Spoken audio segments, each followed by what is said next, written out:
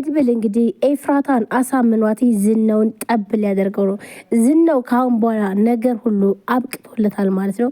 ምክንያቱም ደግሞ መድብል በጉልበት ሳይሆን በጭንቅላት ተጫውቶበታል ማለት ነው። መድብል በሚገርም ሁኔታ ኤፍራታን አሳምኗታል። ዝናውም አሁን ላይ እንግዲህ ያዙ ይልቀቁኝ የሚለው አሁን የመጨረሻው ፓርት ላይ የደረሰ ነው ማለት ነው። ኤፍራታም ገንዘብ ከከፈሏት ወደኋላ ስለማትል ስለዚህ በዚህ ጉዳይ ተስማምታ ከዝናው ጋር ለመገናኘት ሄዳለች ማለት ነው። ኤፍራታም ብትፈራም ግን ደግሞ ለገንዘብ ማለትም መድብል በጣም ጥሩ ገንዘብ እንደሚሰጣት ስላወቀች ግዴታ በዛ ተስማምታለች ማለት ነው። ምክንያቱም ደግሞ መድብል አሁን ላይ ይህን በር ከሰጣትኝ ኤፍራታ ይህንን መድኃኒት ምግቡ ላይ ከጨመረችለት ዝናው ምን ይፈጠራል? ምን ይሆናል? ጦጣ ነው የሚሆነው ማለት ነው። ምክንያቱም ደግሞ ዝናው ምግቡን ከበላው በኋላ ምክንያቱም መድኃኒቱ ጸጥ ነው የሚያደርገው ማለት ነው። ይህ ማለት እንግዲህ ለ40 ደቂቃ ያስተኛዋል ያለው መድኃኒት አሁን ላይ ማንም አይነካኝም ወይም ደግሞ ከኔ በላይ ማንም የለም የሚለው አይደለም። ኤፍራታ በዚህ መንገድ ታስይዘኛለች ብሎ በፍጹም አላሰበውም። ኤፍራታ ግን ጉድ ሰርተዋለች በሚገርም ሁኔታ። መድብልም ኤፍራታን ለማሳመን በጣም ብዙ ነገር ተጠቅሟል። አንድ ጊዜ በገንዘብ አንድ ጊዜ ግን ደግሞ በፍቅር ወደፊትም ደግሞ እኔና አንቺ በጣም ብዙ ልጆች ይኖሩናል ወይም ደግሞ በርም ደግሞ በጣም የምትፈልጊውን ያክል እሰጥሻለሁ እያላትኝ ኤፍራታም በዛ ነገር ተስማምታ እንግዲህ ስራውን ጀምራለች። ሁሌ ኤፍራታ ይህን ነገር ተጠቅማ ዝናውን ካሳዘችው ወይም ደግሞ ዝናው ከተያዘ በጣም ትልቅ በጣም ብዙ ሚስጥር ይታወቃል ማለት ነው። ብሩኬ የት እንዳለና እንዲሁም ደግሞ ከብሩኬ ጋር የሚሰሩት ወይም ደግሞ ብሩኬ ቤቱን እንዳይሸጥና እንዲሁም ደግሞ ልጁን እንዲያሳክም አደንዛዥ እጽ ከነሱ ጋር አብሮ ተባብረው እንዲሰራ ላደረጉት ወይም ደግሞ እንዳደረጉት ዝናው ሁሉን ነገር ስለሚያውቅ ስለዚህ ዝናው ከታገተ በኋላ ወይም ደግሞ ከተያዘ በኋላ ሁሉም ሚስጥር ይወጣል ማለት ነው።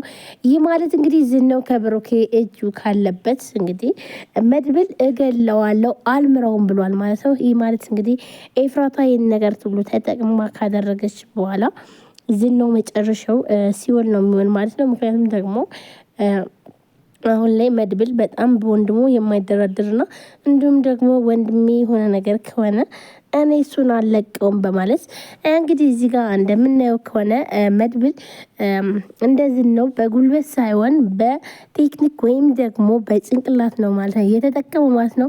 ይህ ማለት እንግዲህ ኤፍራታን በመጠቀሙ ማለት ነው ሁሉም ነገር እንዲስተካከልለት ያደርገዋል ማለት ነው። ዝናው እንግዲህ ማንም አይነካኝም ሲል የነበረውና እንዲሁም ደግሞ አሁን ላይ በኤፍራታ መጠመድና ኤፍራታ እንደዚህ ታደርገኛለች ብሎም ማለትም ስለማያስ አሁን ግን በኤፍራታ መሸወዱ ራሱ በጣም ከባድ ነው። ቅድስትም ማህሌትን በዚህ እድሜሽ ምንድነው ተንኮል ይህን ያክል? በዚህ ሰዓት እኮ ቢያንስ 2 ልጆች ወልደሽ ተከብረሽ ቁጭት ነበር ትላታለች። አሁን ስለታሰርኩ ነው አደለ ይህን ያክል አፍሽን የምትከፍችው እና እንግዳውስ ታዲያ አግቢና ወለጅለታ ብላ ማህሌትን ትመልስ ትላታለች። ማህሌት አሁን ላይ ስለታሰረች ምንም ማድረግ ስለማትችል ቅድስት በምትናገራት ነገር በጣምም እየተናደደች ነው። ቅድስትም ቆይ ግን አንቺ ክፉ መሆን ምን ጥቅም አለው? ቢያንስ እንኳን ካለፈ ህይወትሽ ለምን አትማሪም? በማለት ማህሌትን በጣም ታናዳታለች። ማህሌትም በጣም ትበሳጭና ቆይ አንቺ ቆይ ግን ለምንድን ነው ቆይ እዚህ ለእኔ ወደ እኔ እየተላክሽው አቁሴ ያተብለሽ ነው በማለት ተበሳይታ ማህሌትም ትመልስላታለች። ለምንድን ነው የማታየኝ? እባክሽን ተይኝ እያለች ማህሌትም ስትማጸናት ቅድስትን አይተናል። ቆይ ግን ከዚህም በኋላ ማን ነው የሚያገባሽ አንቺን? ቆይ ይህ ሁሉ ሴራሽንና ተንኮልሽን እያወቀ ብላ ለማህሌትም ትላታለች። ማህሌትም በጣም ትበሳጭና ምን አገባሽ ጉድጓድ ግቢና አንቺ ቆይ ግን ባገባ ባላገባ በእኔ ጉዳይ ምን ይመለከትሻል? በማለት እሷም ትሰድባታለች። ማህሌትም ቅድስት በምትናገራት ነገር በጣም እየተበሳጨች ቆይ ይችን ጊዜሽን እና ይችን ነገር ዛሬ የተናገርሻትን ነገር እንዳትረሻት ቆይማ አለቅሽም በማለት ስታስፈራራትም ነበረ። ቅድስትም የፈለግሽውን ማምጣት ትችላለች እያለችም ስትላት አይተናል። ቅድስትም በጣም ትስቀባታለች እና ምን ማለት ፈልገሽ ነው? ቆይ አንቺ እዚህ ክፍል ተወጪ አትወጪ ሳታቂ ገና ለገና ትፎክሪያለሽ ብላም ትላለች። ማህሌትም ቅድስትን ስትናገራት በጣም ነበር ደነገጠችው። እናም ቆይ አንቺ ምንድን ነው የምትይው? እስኪ ንገረኝ፣ ሊገሉኝ አስበዋል ወይ? ይገሉኛል ወይ? እባክሽን ቅድስት ንገረኝ እያለች ማህሌትም ፊቷ ላይ ፍራቻ ይታይባታል። ሉላና ዳጣም አንድ ላይ ቁጭ ብለው እያለ እውነት ሞገስማ አፍሷል ይላታል ትላለች ዳጣም። ይህ ደግሞ ምን ማለት ነው ብላ ሉላም ትመልስላታለች። ቆይ አንቺ ደግሞ ለምንድን ነው እንደዚህ ስግጥ ብለሽ የምትጠይቅኝ እየገባሽ ብላም ዳጣም ትመልስላታለች።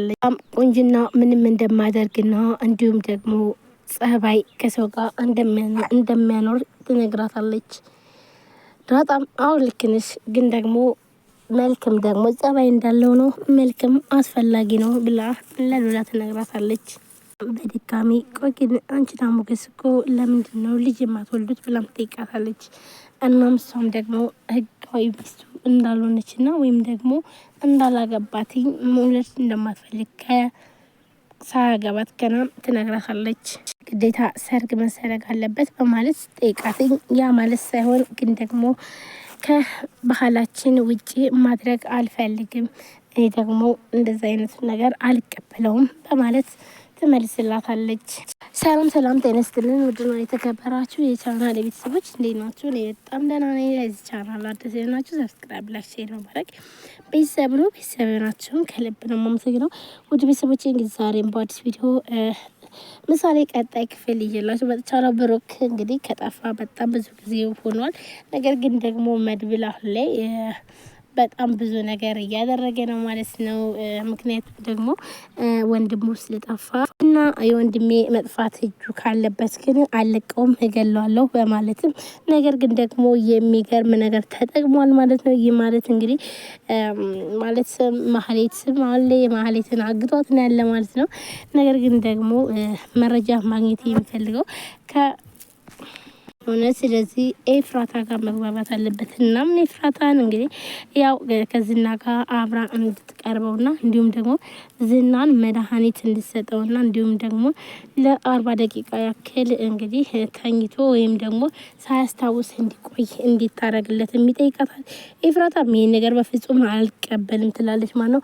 ነገር ግን ደግሞ ያው እንግዲህ መድብል በጣም ብዙ ገንዘብ እንደሚሰጣትና እንዲሁም ደግሞ ኤፍራታን በፍቅርም ሆነ በገንዘብ አድርጓታል ማለት ነው።